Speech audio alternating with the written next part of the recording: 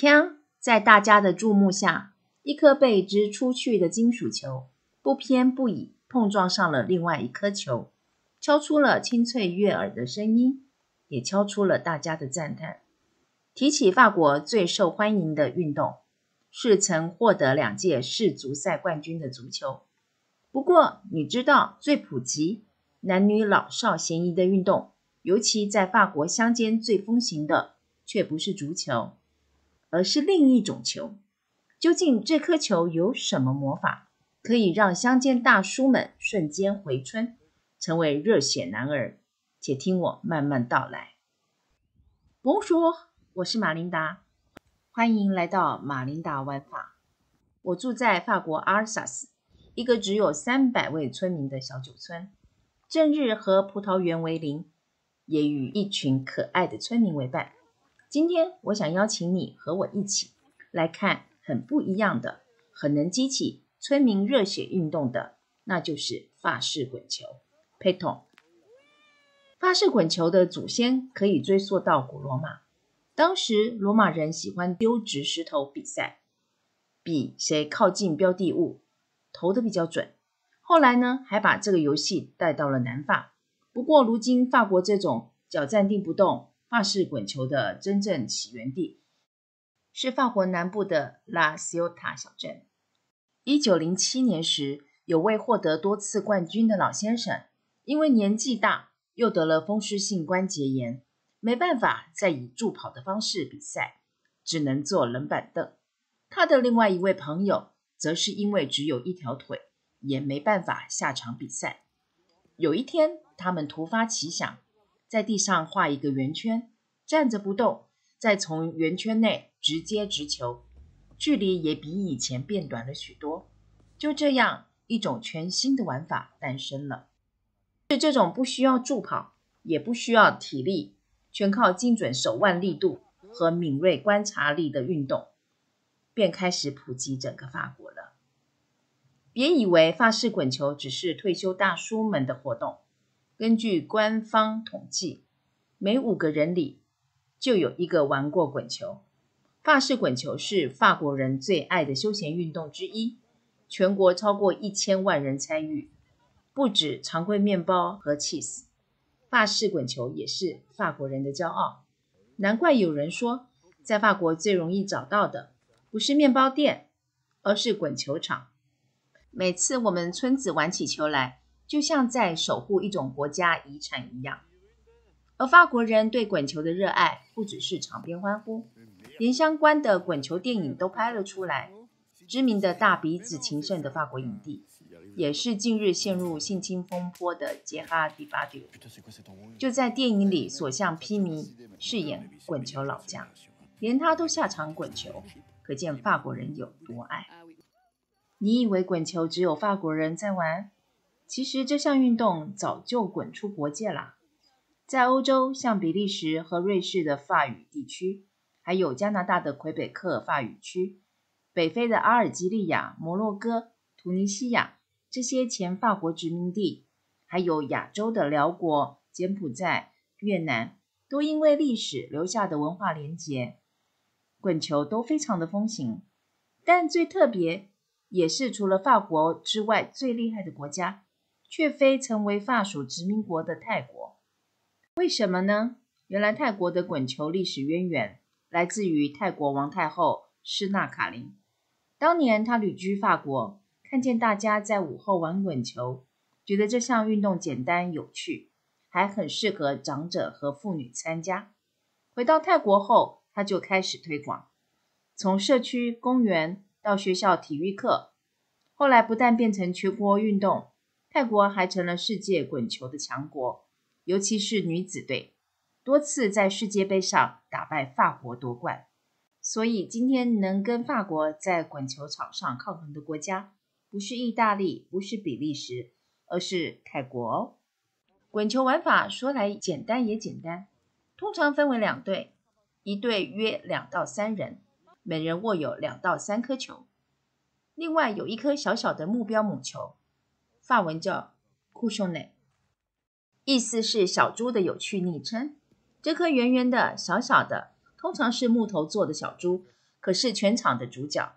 比赛开始，首先把小猪丢出去当靶子，接着所有的金属球都要想办法靠近它，就像一只小猪在沙地上乱跑般，谁越能瞄准，让球接近小猪就能得分。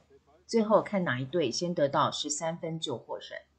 但别误会，这不是随手丢丢球的轻松小品，它比的是观察力、手感、专注力和骄傲，那种蹲下、凝视、运力、旋转、跳跃，再精准的让球稳稳落下的过程，是每一位老手练了半辈子的技艺。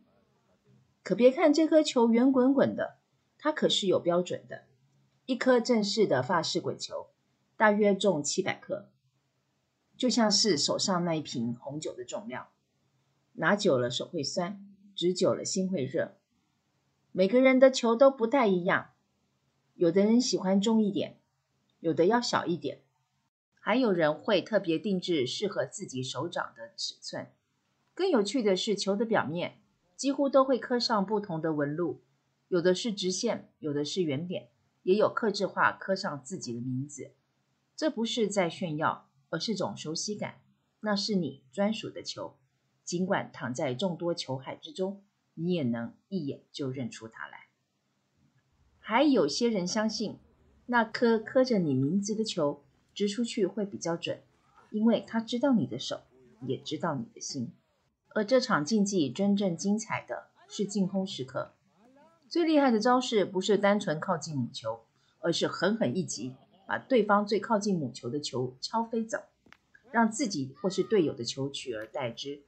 如果更狠一点，用球把母球移位，让它敲进自己的球，更让原本领先的对手恨得牙痒痒的。只听见那清脆的锵一声，对手的球在沙地上滚出界，那声音简直就是胜利的号角，响亮又痛快。